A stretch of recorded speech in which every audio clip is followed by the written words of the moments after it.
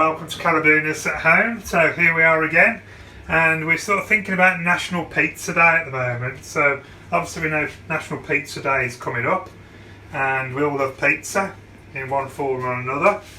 So what I'm going to do first, I'm just going to show you how to make a very basic pizza dough. So in my bowl I've got 500 grams of this strong bread flour. It's really important that you use a strong bread flour. So self-raising flour won't do the job, and nor will plain flour. Then into that I'm going to put some yeast. This is pre-measured, but there's about 7 grams of dried yeast. There will be a recipe to follow this short presentation. I'm going to put a little bit of salt in there. I'm going to put some olive oil in this. It's not bread, it's a pizza dough, so I want that sort of richness of the olive oil. So I'm going to give that a little mix. Okay, just to blend the ingredients. And then I'm going to put some warm water in there. So I've totally forgotten to get my warm water ready. And that's fine to take out of the tap. So it only needs to be about 37 degrees. If it's too hot, you'll kill the yeast. Probably about 150 mils to start off with. Again, as we've talked about in previous videos, depends on the type of flour, the quality of the flour. So I'm just going to bring all this together, and that should make a sort of nice smooth dough.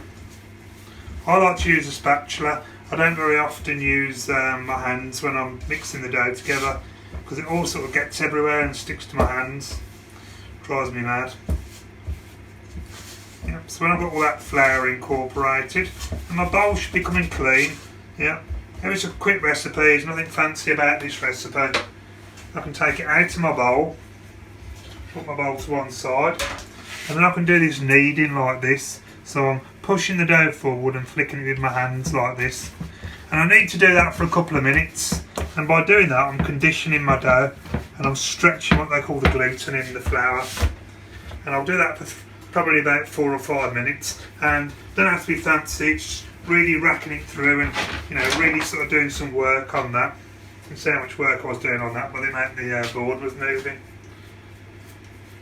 Back in my bowl, covered with a cloth or some plastic, pop to one side and left for about an hour. So now we're going to wait an hour. Not really, because here's some I got ready earlier. So what's happened now, it started to sort of puff up and there's air in there. So what I'm going to do now, I'm just going to take that air back out, because if not, it won't be strong, my dough won't be strong. You'll have a weak structure. And there we go. That's some pizza dough ready to make our bases. I'm just going to pop that to one side just for a minute while we talk about what's here. So here are some things I like. I've got a little bit of parmesan and a bit of English cheddar. I've got some ripped mozzarella. I've got some pepperoni. I've got some chili chicken that I did earlier. So I've just sort of ripped that. I've got some peppers. There's loads. I could have mushrooms on there. I could have a vegan version. It's unlimited what you can put on your pizza. It's what you like. So I'm just going to show you a really sort of quick cheat topping. So if I get some tomato ketchup, like that, and I get some tomato paste, like that. So there's no cooking, there's no sweating onions or doing garlic or anything. That's all in the ketchup, all that bit. And if I do an equal amount of tomato paste, so for every spoonful of ketchup I've got a spoonful of tomato paste, a bit of this dried herbs. If I had some sort of pureed garlic, I could put some pureed garlic in there if I wanted a stronger garlic. Mix those together and you've got a really good, quick, easy to do pizza topping. If I wanted to, I could put some different flavours in there, some chilies, some things like that. But that's a really good pizza topping. It's about the right consistency, it won't slip off, won't be too wet. So back to my dough now. And this is what your dough should feel like. It should be smooth and it should be stretchy. I'm not going to be tossing this around or anything today, because might make my kitchen a bit messy. And but what I am going to do, I'm going to take a rolling pin and I'm just going to pin it out to what I like. So this depends on the depth. So I'm just going to get from a rolling pin, I'm going to turn that to keep it nice and round. So some of you might be a bit of adept and you might be able to spin it round on your hand, but never quite mastered that technique yet. So the good old rolling pin is good enough for me. And forget pizzas that are a perfect round shape, because that just means they've been brought from the shop. Yeah. What we want is a nice sort of stretched dough that's going to sort of, you know, fill our tin. And it doesn't really matter if it's not perfectly round. It could be square if you want, or you can make little mini pizzas if you wanted to. I'm just going to make up a little one here. If I wanted to, I could put my filling in there and I could fold it over like this and do a calzone. But I'm just going to keep this as a standard sort of open pizza for this demonstration of the National Pizza Day. I think they should make it law that you have to eat pizza at least once a week. Lots of things you could do now, you know, you could be stuffing the crust and folding it over as unlimited. I like to cook on these because they've got the holes, but if you haven't got one of these you don't need to worry. You can use a tray, or what I sometimes use is a cake tin if I want to do a deep pan one, if I want to do a much deeper base. So there we go, there's my base. So what I'm going to do now, I'm going to take a fork and I'm going to do something that us chefs call docking. Yeah, you might do that if you do pastry as well. The reason for that is that it stops it puffing up in the middle. It makes those little vents, those air vent things. There we go. And then I'm going to take some of my delicious topping that I made earlier, like that.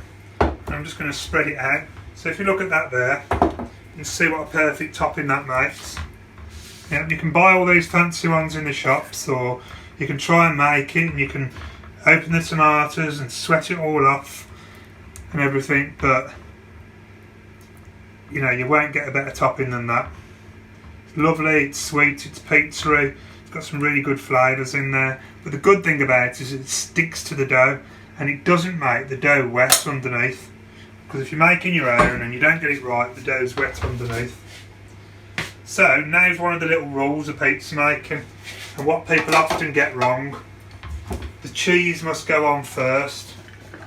If you don't put the cheese on first, what happens is that the cheese sits on top of the ingredients and it all gets hot and steamy underneath, and then you end up with a soggy base and soggy ingredients. So it's really important that you put the cheese on first. And I've just got this beautiful mozzarella here that I'm just going to rip and just put it on there. And I've just put a bit of cheddar that I had in the fridge from something earlier. So, you know, I'm just sort of like putting these beautiful flavours on there. Okay, so then you just decide what you want to do with your pizza then, really. So this one's I'm going to have for my tea, because my son's going to do the pepperoni one later, so I don't touch the pepperoni. So I'm just going to use some of this chili chicken that I did earlier. And then when it's finished, I'm just going to sprinkle it with a bit of chili sauce. So I can put all that on there. You know, we're not at a pizza restaurant now where it's sort of fine the piece of chicken on the thing. You can afford to put plenty of ingredients on there.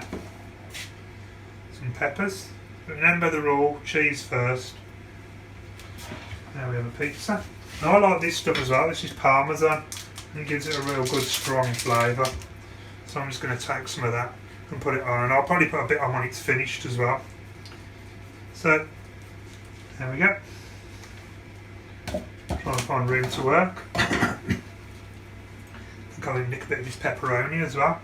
So, you know, there's my little pizza creation. What I like to do, you know, when we're doing this on Pizza Day, and we're doing it on National Pizza Day, what I shall do, I shall make the bases, and then my family will come along and they'll make up their own pizza, put all their bits on, and we'll bake them in the oven. So all I need to do now is to put this in my oven, which I've preheated, and in about 25 minutes I'll hopefully have a delicious pizza. I'll share the picture of it with you, but that's sort of one way. So the other way, just quickly, because I've got a few minutes left, if you don't want to make the base, here's a couple of alternatives for you. or if you're on a bit of a health purge. So a wrap, standard, normal, average wrap. Take some topping, spread it on the wrap, just like that. And this gives you an ultra thin. You know when you go into the pizza restaurants and they say you're getting this ultra healthy thin one, that's just something you can do. The other option is French bread. A little French bread pizza. I'm making these for lunch tomorrow because obviously with the children at home, you know, it's really difficult to think of different things for lunches. So there we go. Remember the rule, cheese first, just like that. A little bit of pepperoni, French bread pizza, all done for tomorrow.